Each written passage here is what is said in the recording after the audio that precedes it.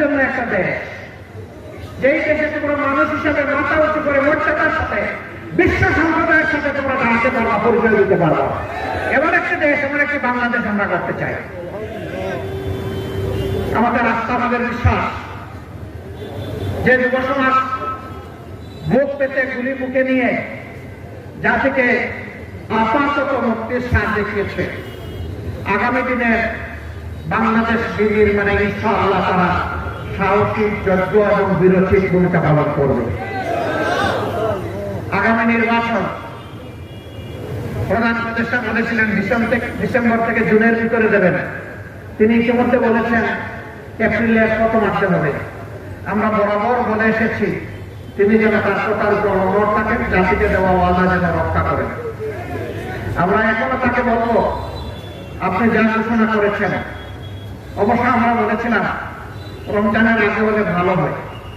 যদি একান্ত কোনো কারণে আপনি মনে করেন কিছুটা পিছাতে হবে, অবশ্যই এটা এপ্রিলের পরে হওয়া উচিত নয়, দেশের আবহাওয়া এবং সার্বিক বিষয়কে বিবেচনায় নিয়ে। তিনি ইতিমধ্যে একটা ঘোষণা করেছেন। আমরা তাকে অনুরোধ করব যে যে কোনো মূল্যে আসার ওয়াদা আপনাকে রক্ষা করতে হবে। এই নির্বাচন কোনোভাবে যেন অনিশ্চিত হয়ে না হয়।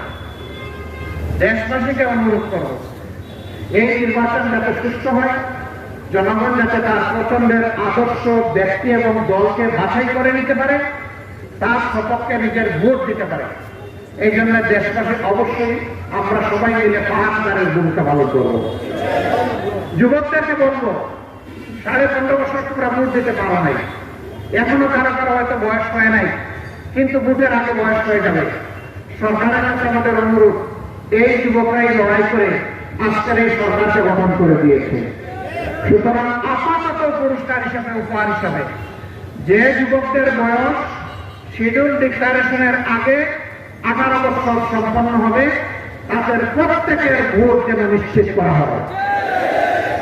এর পাশাপাশি এবারকার এই যুদ্ধে লড়াইয়ে দেশবাসীর সাথে প্রবাসে অবস্থানরত সমস্ত ভাই বোনেরা সমানতালে লড়াই করেছে। তারা রিমিটেন্স বন্ধ করে লড়াই করেছে জাতির স্বার্থে। আবার তারা আলহামদুলিল্লাহ লেখালেখির মাধ্যমে, এমনকি মিছিল মিটিং যে দেশে নিষিদ্ধ, সেখানে জীবন, চাকরি বাজি রেখে তোয়াক্কা না করে তারা সেখানে সেই সমস্ত কর্মসূচি আমাদের সাথে পালন করেছে। তাদের কাছে আমরা ঋণী। সেই দেশের প্রশাসন তাদেরকে ধরে জেলে পুরেছে, শাস্তি দিয়েছে। প্রাথমিক পদক্ষেপে উদ্যোগে তাদের অনেকেই মুক্তি হয়েছেন, কিন্তু এখনো কিছু কিছু ভাই জেলের ভিতরে রয়ে গেছেন। সরকারকে আমরা বলেছি, এখনো বলি, তাদেরকে অবিলম্বে মুক্তির ব্যবস্থা করুন, সম্মানজনক জায়গায় ফিরিয়ে নিয়ে তাদেরকে পুনর্বাসন করুন এবং প্রবাসীদের ভোটের অধিকার নিশ্চিত করুন। তাদেরকে রিমিটেন্স যোদ্ধা বলবে, আর নাগরিকত্বের প্রথম অধিকার তাদের ভোট দেবেন না, এটা আমরা মানব না।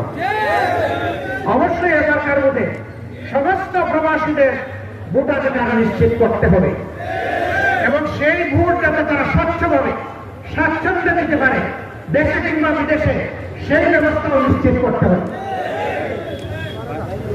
যুবকদেরকে বলবো, এবারকার ভোটে যদি কোনো অপশক্তি কালো হাত আর কালো টাকা দিয়ে এগিয়ে আসে, যেমন জুলাই আন্দোলনকে তোমরা বুক চিতিয়ে সফল করেছ, এই কালো শক্তিকে, অপশক্তিকেও তোমরা ব্যর্থ করে দেবো। তোমরা বলবো তাহলে আমাদের উপর দায়িত্ব দিয়ে আপনারা নির্বাণ। না না, আমরা যেমন জুলাইয়ে তোমাদের নেতৃত্বে লড়াই করেছি, এবারকার ভোটের লড়াইয়ে তোমাদের নেতৃত্ব হবে ইনশাআল্লাহ।